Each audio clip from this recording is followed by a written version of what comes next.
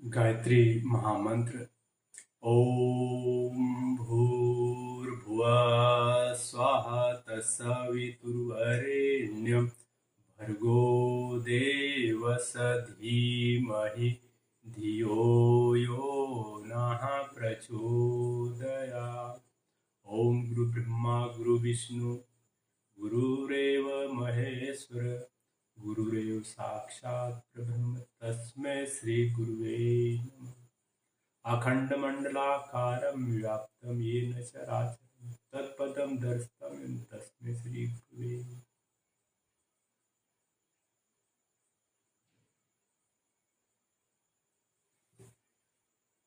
सभी भाई बहनों को मेरा प्रणाम।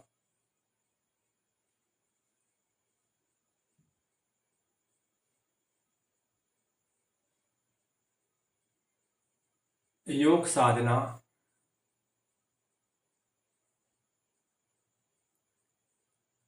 त्रिविध योग साधना।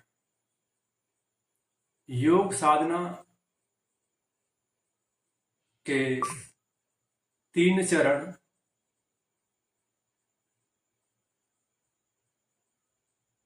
ज्ञान योग, भक्ति योग और कर्म योग। भाई बहनों, ये तीनों योगों की साधना जीवन के लिए बहुत महत्वपूर्ण है। तीनों में ज्ञान भी होना बहुत जरूरी है और ज्ञान हम जिस इष्ट, जिस आराध्य, जिस परम पिता परमेश्वर ने हमें निर्मित किया गया, उसका उद्देश्य क्या है और उसके उद्देश्य पे हम कैसे खरा उतरे, उसमें हमारा भाव संवेदना, उसमें आत्मीयता, उसमें प्रेम भाव हमारे इष्ट के प्रति, हमारे ध्येय के प्रति, ये हमारा भक्ति योग। और तीसरा कर्म योग, परमपिता परमेश्वर का कार्य। परमपिता परमेश्वर को उनका कार्य, जो उनका कार्य करता है, वही शिक्षक, वही भक्त उसका प्रिय भक्त होता है, असीम कृपा प्राप्त करता है। परमात्मा अपने शिष्य को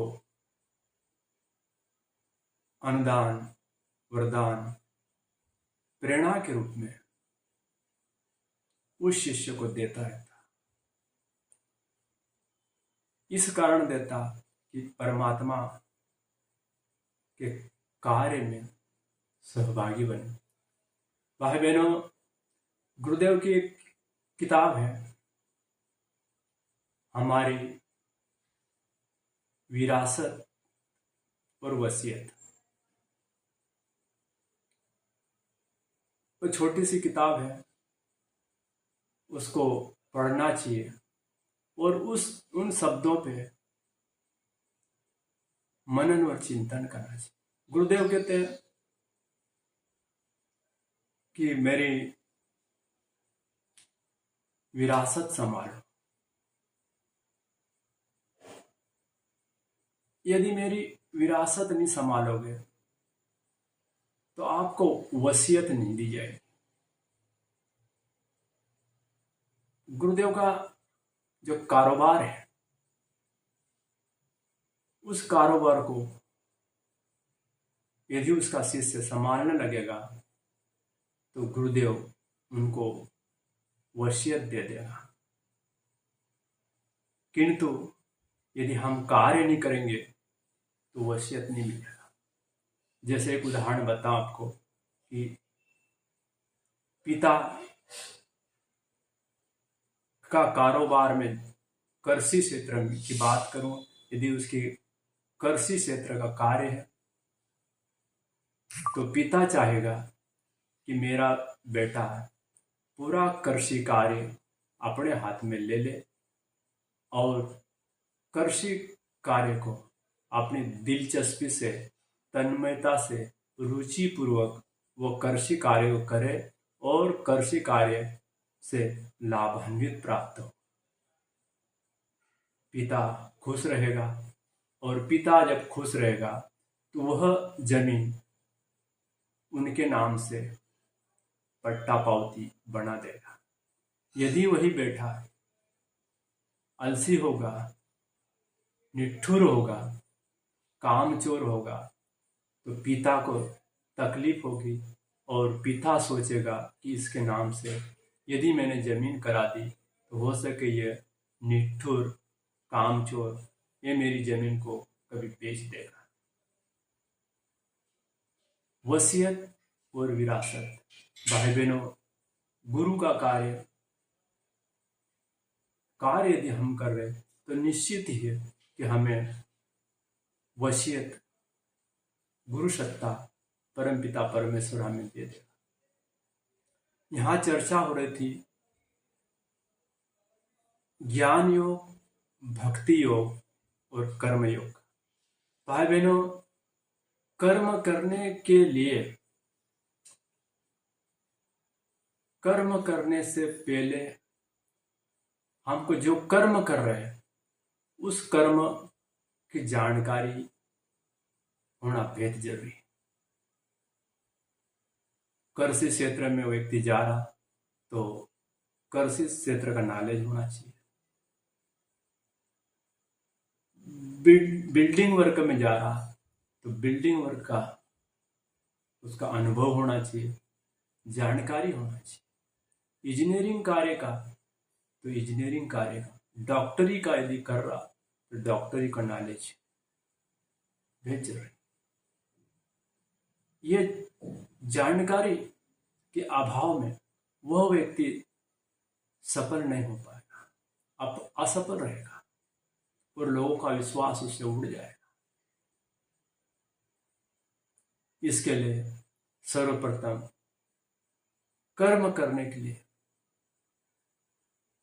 जिस क्षेत्र में व्यक्ति जा रहा उसके बारे में हमको पूर्ण जानकारी होना नितांत आवश्यक है। हमारे गुरु के निर्देश अनुसार हम जो गायत्री विद्या को जन जन में प्रसारित करने के लिए, गायत्री विद्या से संसार को लाभान्वित करने के लिए हम जो कर्म कर रहे हैं, गायत्री विद्या के बारे में जानना बेहद जरूरी। तभी हम लोगों को गायत्री विद्या के बारे में बताने में समर्थ हो सके और जिसको बताया जा रहा वो भी गायत्री विद्या को जानने में उत्साह रहेगा, उसकी दिलचस्पी रहेगी, वो भी व्यक्ति गायत्री विद्या से लाभान्वित हो। ज्ञान, गुरुदेव ने 3200 किताबों का निर्माण किया और कहीं ग्रंथों को मत के गुरुदेव ने ग्रंथों का सर्जन किया। पहले हमको गुरुदेव के साहित्यों का स्वाध्याय करना चाहिए, जिससे हमारा ज्ञान का अभिवर्धन होगा।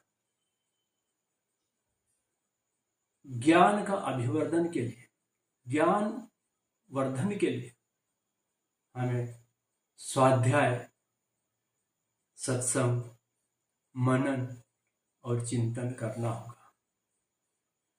हम जिस विषय पे हमारा स्वाध्याय चल रहा, सत्संग चल रहा, उस विषय पे हमारी दिलचस्पी होना चाहिए, हमारी रुचि होना चाहिए,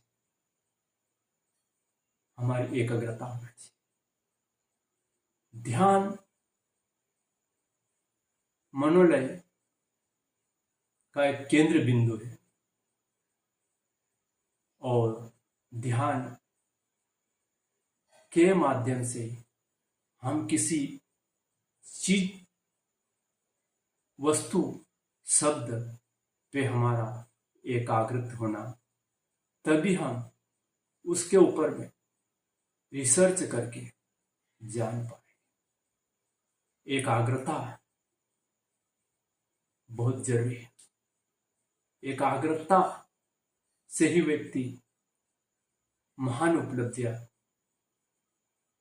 महान कार्य करने में समर्थ। डॉक्टर शल्य क्रिया एकाग्रता से करता है। वैज्ञानिक अपनी विज्ञान का रिसर्च एकाग्रता से करता है। जिस क्षेत्र में व्यक्ति जो कार्य करता वह अपनी दिलचस्पी करता, दिलचस्पी से ही कार्य करता, तभी उसका परिणाम समाज को देता रहता। बिना एकाग्रता से सदपरिणाम संभव नहीं है। मनो निग्रह करके मन को उस बिंदु पे, जिस प्रकार सुई की नोक जो तीखी रहती, वो उसकी पावर शक्ति एक जगह रहती, वो कपड़े में छेद कर देगी। यदि उसका मुंह मोटा होगा तो कपड़े में प्रवेश नहीं कर पाए। लोहे की कील यदि मोटी होगी तो वो जमीन में नहीं गड़ पाएगी, दीवार में नहीं गड़ पाएगी। और यदि नुकीली कर दी जाएगी तो वो छेद हो जाएगा। हमारी शक्ति का, मन का जो बिखराव है वो एक जगह केंद्रित करना होता, निगृहित करना होता, और निगृहित करने पर ही वो हमको परिणाम देते। यह मनोलय, एकाग्रता, ध्यान के माध्यम से व्यक्ति स्वाध्याय करेगा तो निश्चित ही कि व्यक्ति स्वाध्याय में उन शब्दों पे, उन विषयों पे व्यक्ति तर्क वितर्क करके उसका मंथन कर लेगा, उन शब्दों की संरचना के बारे में जानने लग जाएगा। ये हमारा ज्ञान योग की साधना में व्यक्ति को अपना ज्ञान का अभिवर्धन करना चाहिए। ये ज्ञान योग है। इसी प्रकार दूसरा भाग होता भक्ति योग। भक्ति योग में साधक को, व्यक्ति को अपने परम पिता परमेश्वर जिसके साथ में सहभागिता करना चाहता है, उसमें हमारा अटूट विश्वास, उसके प्रति हमारा समर्पण, उसके प्रति हमारा विसर्जन, विलय, अर्थात हमारी जो मार्गदर्शक सत्ता है उनके शब्दों में हम घुल मिल जाए और भावनात्मक रूप से हमारा प्रेम भाव का प्रादुर्भाव होने लगे। भावनात्मक क्रिया के से व्यक्ति किया गया भक्ति योग व्यक्ति को उस परम पिता परमेश्वर से, उस गुरु से तादात्म्यता स्थापित होता है। भक्ति योग में भाव विभोर होके उसके प्रति अटूट श्रद्धा, जिस प्रकार गिरधर गोपाल पे अटूट श्रद्धा मीरा का था, भगवान राम के प्रति सबरी का था, कृष्ण के प्रति अर्जुन का, सुदामा का अटूट विश्वास, भगवान राम के प्रति समर्पण हनुमान जी का। ये समर्पण भाव से, भाव विभोर होकर भक्ति योग की साधना से व्यक्ति का एक दूसरे का तादात्म्यता स्थापित होने लगती है। दोनों ज्ञान योग और भक्ति योग में तीसरा कर्म आता है कर्मयोग। कर्मयोग दोनों भक्तों पे विशेषकर प्रभाव गिरा। एक भक्त हनुमान जी और एक भक्त अर्जुन। अर्जुन ने भगवान के जो कार्य था, जो अतिताई थे, जो दुष्टों का संहार करने के लिए भगवान के निर्देश अनुसार उन दुष्टों का संहार करने के लिए, धर्म की स्थापना के लिए भगवान के कार्य में सहभागी बना अर्जुन। उसी प्रकार हनुमान जी राम के कार्य में संलग्न हुए। समर्पण से, विसर्जन से, विलय से भगवान से जुड़ना अर्थात भगवान का काम करना। भगवान अपना काम करवाता, देवत्व की स्थापना करवाता, असुरता को नाश कर, असुरता का नाश और देवत्व का उदय, यह कर्म योग से ही संभव है। आज स्थिति बड़ी विकट है कि मानव में